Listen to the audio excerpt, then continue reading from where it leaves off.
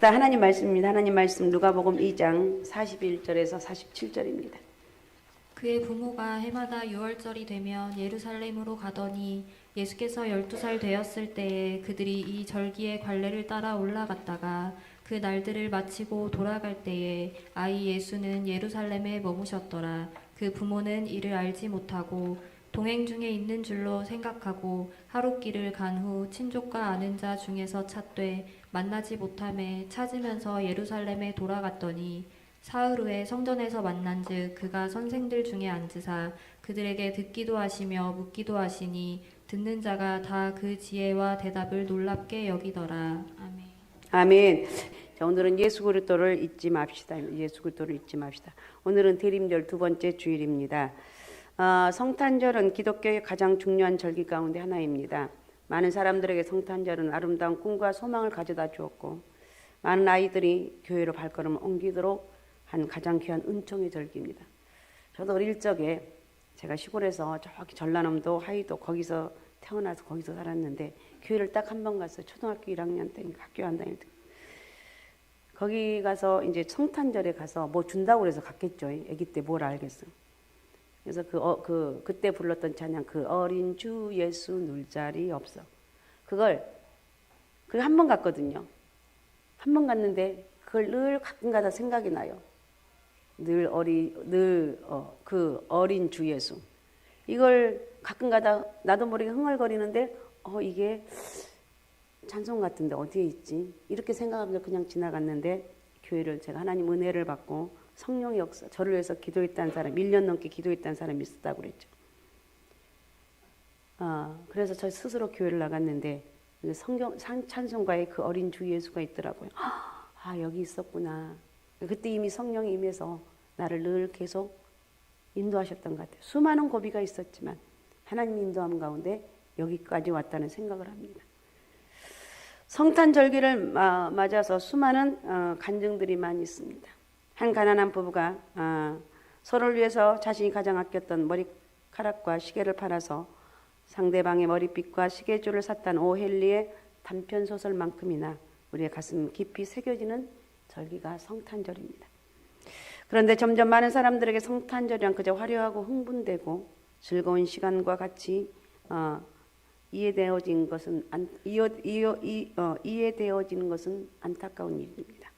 백화점이나 유흥가에서 더욱 환영받아지는 것 같고 세모의 한 부분처럼 여겨지는 것 같은 그런 느낌도 같습니다. 이번에 저희가 휴가 때 일본을 갔는데 일본에 거기 어디 갔더니 거기는 완전히 막 장식을 했더니 계속 캐롤송이 나오는 거예요. 내가 한국보다 낫다. 우리는 도로에서 성탄 캐롤송이 들리지 않습니다. 어떻든 안타까운 대한민국이라고 우리가 할 수가 있는데 무엇보다도 성탄절기에 대한 교회 노력도 많이 시들어져 가고 있다는 거예요. 그냥 하나의 진부한 영중 행사로만 여겨지고 있습니다. 교회는 부활절과 더불어 성탄절을 가장 중요한 절기로 지켜왔습니다. 주님이 부활하신 뒤 초대교회가 당시 부활과 순환을 중심으로 삼았을 때 마태와 누가는 예수님의 탄생에 나타난 복음의 의미를 발견하고 이를 적극적으로 기록하고 있습니다. 성탄절을 가르치는 목적을 신앙의 관점으로 보아야 되는 것. 신앙의 관점이란 성탄절은 교육적으로 가장 의미 있고 중요한 신앙 성장의 기회가 되어야 된다는 것. 신앙의 성장 어디까지 그럼 신앙이 성장해야 됩니까? 이렇게 물어볼 수가 있잖아요. 에베소 4장 15절 말씀과 같이 범사에 그리스도에까지 자라야 한다. 그래서 범사란 말은 지정의 여러 가지 사회적인 면 그리고 초월적인 면을 통틀어서 말하는 것입니다. 다시 말하면 성탄절을 가르치는 목적은 신앙의 모든 면들이 골고루 균형 있게 자라도록 돕는 사역이라는 거예요. 그러기 위해서 다양한 방법을 통해서 온전한 성탄절이 돼야 되고 이제 성탄절이 얼마 남지 않았지만 지금부터라도 예수 그리스도를 잊어버리면 안 돼요.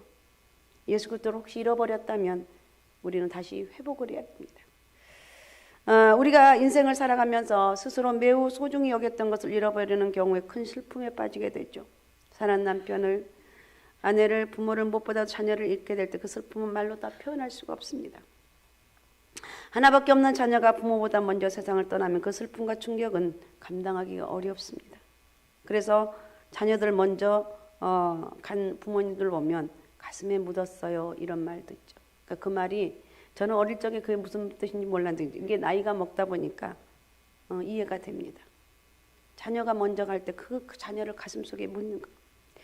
그런데 우리가 예수 그리스도를 믿고 하나님의 자녀로서 크리스천이라고 하면서 우리 생명보다 더 귀하다고 고백하고 온 마음과 뜻과 정성을 다해요. 사랑한다고 했던 그 고백했던 예수 그리스도를 잃어버렸다면 과연 우리는 어떻게 될까? 회복을 해야 되겠죠. 회복을 해야 돼. 실제로 오늘 본문은 그런 일들이 일어났습니다. 예수님의 부모였던 요셉과 마리아는 예수님을 잃어버린 충격적인 일이 생겨납니다. 먼저 예수님을 잃어버린 부모에 대해서 함께 생각해 본데 누가복음 오늘 본문 41절에서 43절을 읽어주시기 바랍니다. 그의 부모가 해마다 6월절이 되면 예루살렘으로 가더니 예수께서 12살 되었을 때에 그들이 이 절기의 관례를 따라 올라갔다가 그 날들을 마치고 돌아갈 때에 아이 예수는 예루살렘에 머무셨더라. 그 부모는 이를 알지 못하고. 성경은 말씀하고 있습니다. 6월절은 이스라엘 3대 절기 가운데 가장 크게 지키는 절기, 우리 너무 잘 알고 있습니다. 430년 동안 애굽에서 동살이하다가 해방된 것을 기념하여 지키는 절기입니다. 일주일 동안 절기를 지키게 되는데 이때 흩어져 살던 모든 경건한 유대인들이 하나님께 예배드려 예루살렘에 모여들었습니다. 예수님 있던 당시 기록만 보더라도 200~300만 명이 모여서 엄청난 숫자죠. 일주일 동안 6월절 절기를 지켰습니다.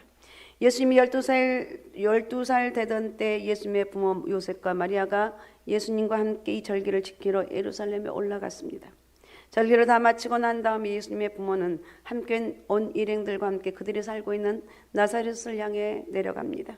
요셉과 마리아는 당연히 예수님이 그들과 함께 있다고 생각을 했습니다. 그런데 그때 예수님은 예루살렘 성전에 머물러 계셨어요. 그들 자신에게서 가장 소중한 예수님을 잃어버리고도 잃어버린 줄을 모르고 예루살렘에 예수님을 홀로 남겨두고 길을 떠난 것입니다. 그것이 바로 오늘날 우리로 말하면 이게 문제라는 거예요. 요셉과 마리아처럼 예수님을 잃어버리고서도 그것을 깨닫지 못하고 신앙생활 잘하고 있다고 착각하며 살고 있지는 않는지 다시 한번 생각해 봐야 됩니다. 주일날엔 빠짐없이 교회 나와 예배를 드리고 있기 때문에 본인이 신앙생활하는데 부족함이 없다고 생각할 수가 있습니다. 그러나 사업하느라 바빠서 일주일 내내 단 한 번도 예수님을 생각할 시간이 없었다면 이건 예수님 그리스도를 잃어버린 거예요.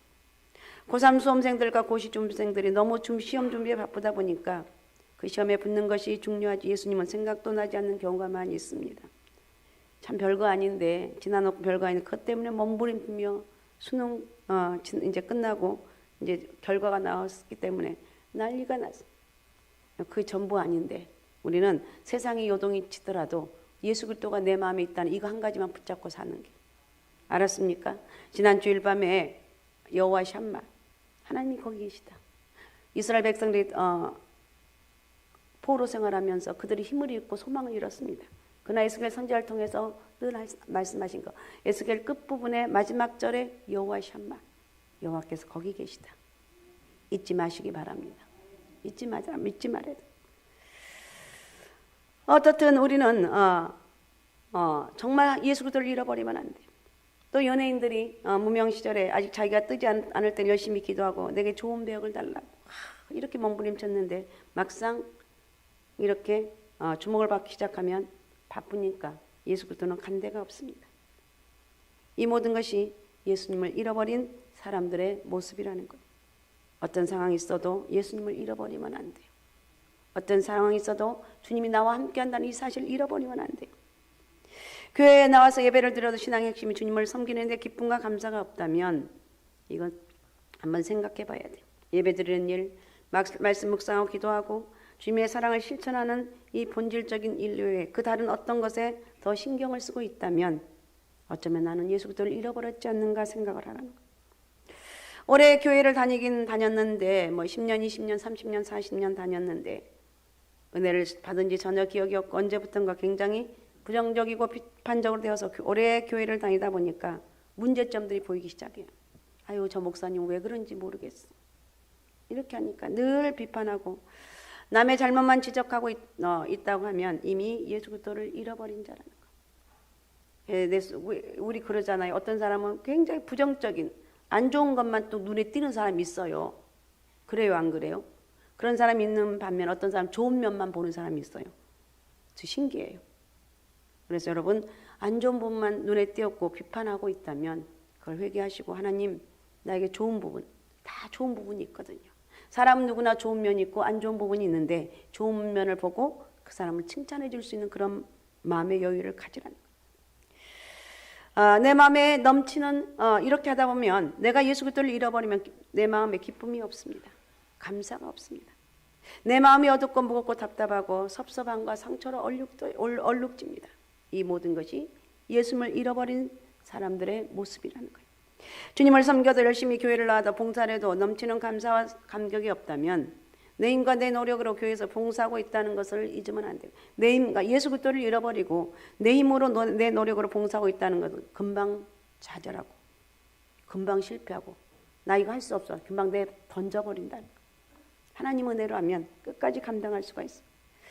과연 내 마음 가운데 예수 그리스도를 모시고 기쁨과 감사가 넘쳐나는 삶을 살고 있는가? 아니면 예수님이 어디 계시는지 모르고 교회만 왔다 갔다 하는 그런 습관적인 신앙을 생활하고 있지 않는지, 여러분 내가 예수 그리스도를 잃어버렸지 않는지 오늘 다시 한번 예수 그리스도 그 이름을 잃어버렸다면 회복을 하자는 거예요. 예수 그리스도의 은혜가 회복되는 그런 우리 2부 예배 드리는 저와 여러분이 되시기 바랍니다. 두 번째 돌이켜 예수님을 찾는 신앙에 대해서 우리가 살펴보는데 2장 44절을 한번 읽어주시기 바랍니다. 동행 중에 있는 줄로 생각하고 하룻길을 간 후 친족과 아는 자 중에서 찾되. 예수님의 부모는 하룻길이나 내려가고 난 후에 예수가 어디 있지?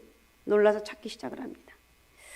우리는 이 말씀을 보면서 1분 1초도 예수님에게서 눈을 떼면 안 되는데 예수님의 어머니 마리아 아버지 요셉은 하룻길을 가는 동안 예수님이 계신지 안 계신지 모르고 당연히 있겠지 생각을 합니다. 그래서 이제 보니까 예수 그리스도가 없으니까 예수님을 찾으면서 이 사람 저 사람 물으면서 다시 길을 되돌아 예루살렘까지 올라갑니다. 자, 45절 읽어주시기 바랍니다.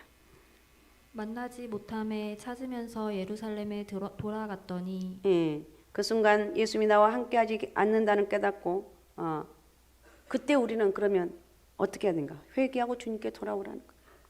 주님 계신 곳으로 나와야 되는 거. 우리의 예배가 회복되지. 여러분 시험 들면 가장 뭐가 싫죠? 예배가 싫어요. 또 예배 가야 돼? 주일 한 번만 지키면 됐지. 저녁 예배가 새벽 예배까지 가고 온통 난리야. 내가 살 수 없어. 내가 예배 때문에 되는 일이 없어.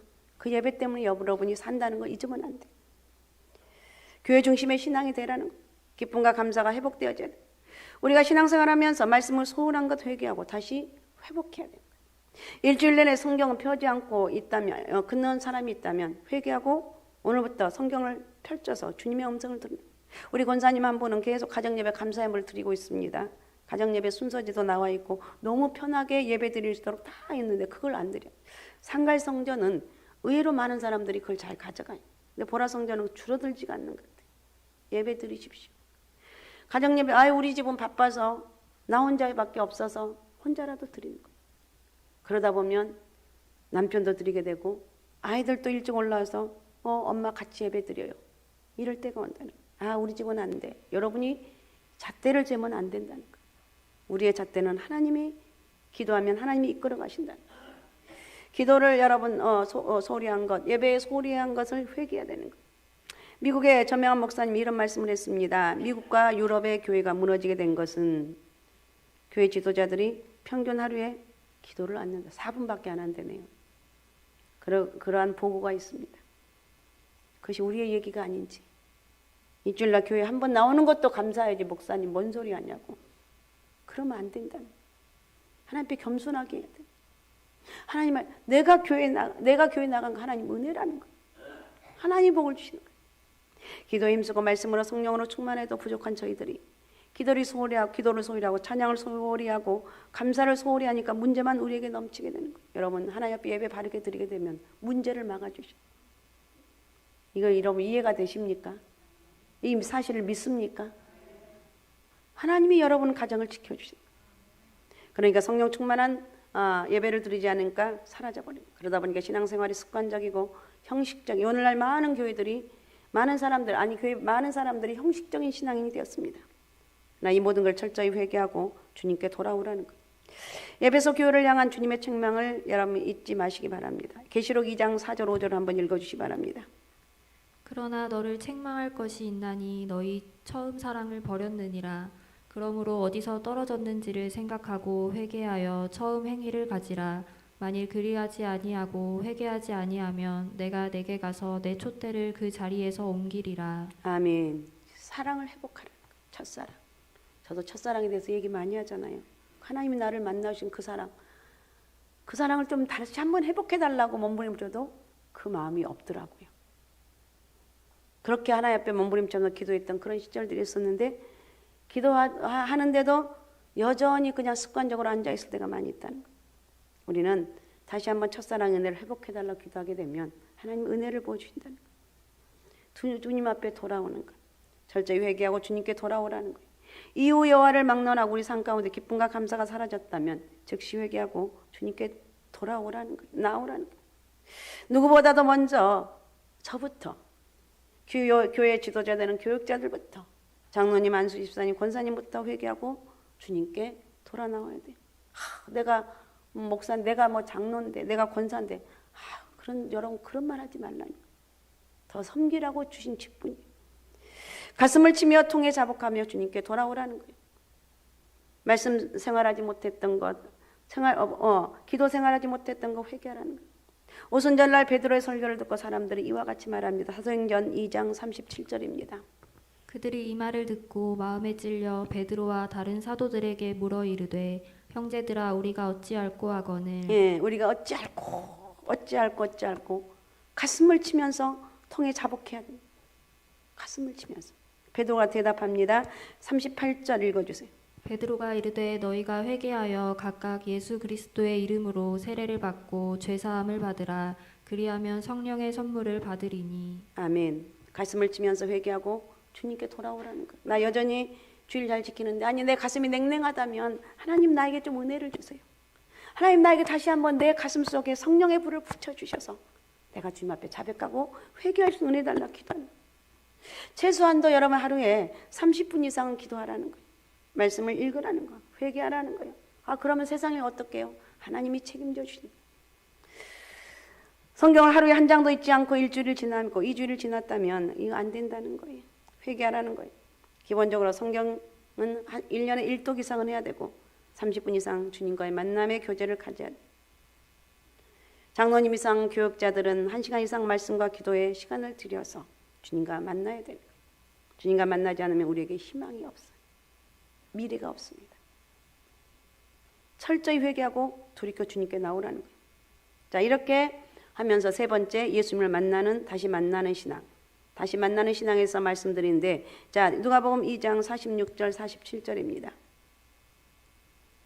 사흘 후에 성전에서 만난즉 그가 선생들 중에 앉으사 그들에게 듣기도 하시며 묻기도 하시니 듣는 자가 다 그 지혜와 대답을 놀랍게 여기더라. 아멘. 요셉과 마리아는 예수님을 잃어버린 지 사흘 만에 사흘이 지나서 예루살렘 성전에서 예수님을 만납니다.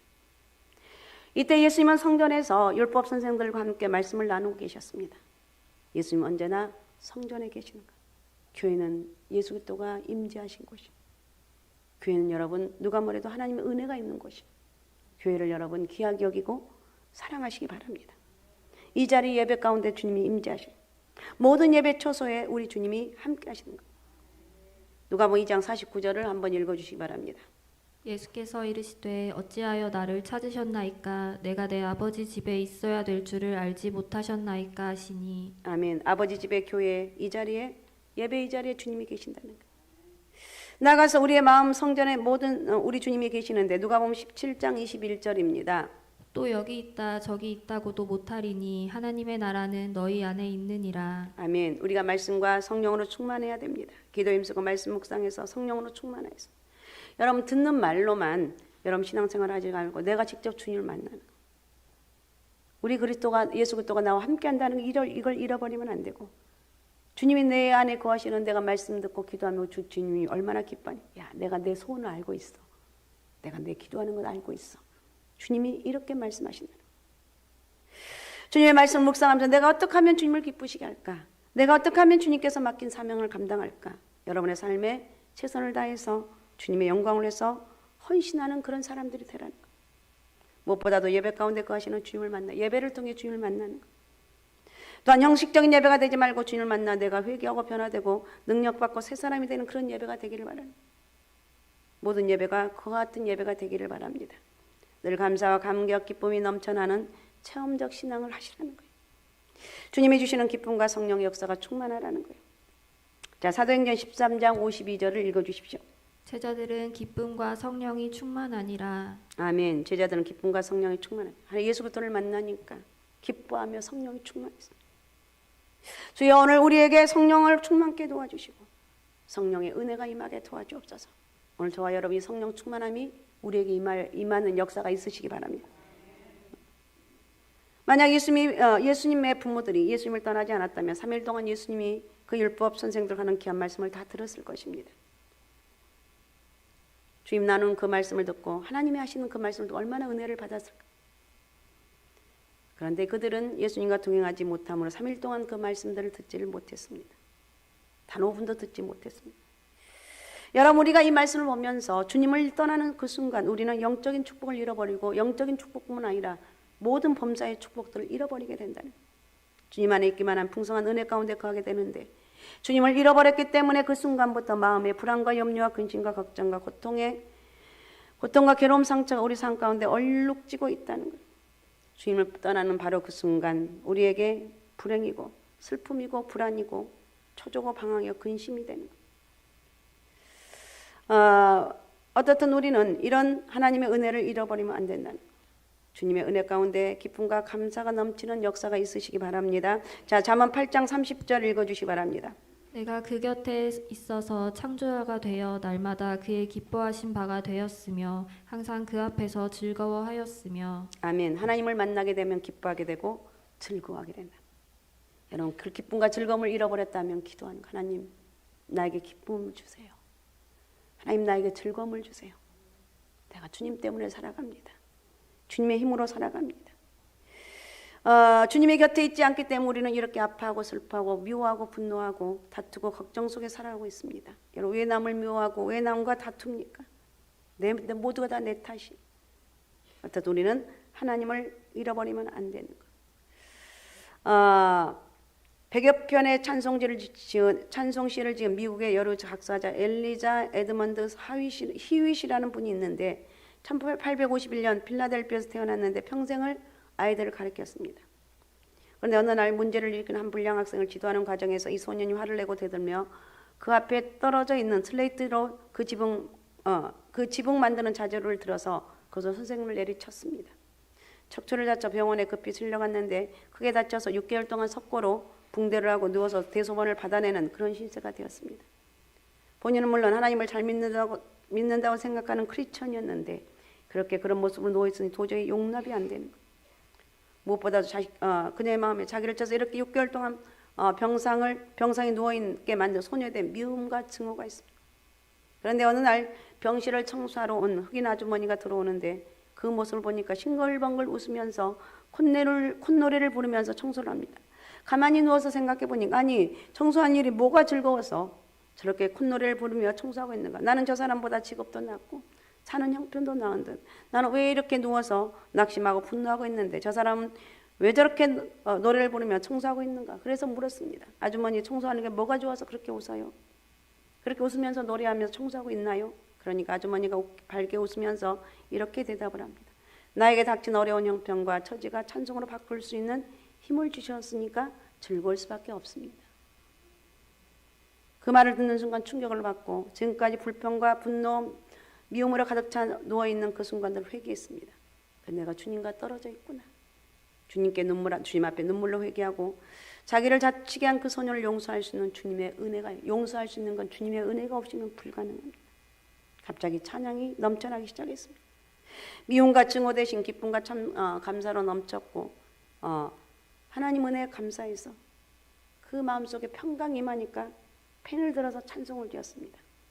우리가 잘 아는 주 안에 있는 나에게 시간이 없지만 한번 불러봅시다. 1절만 한번 불러봅시다.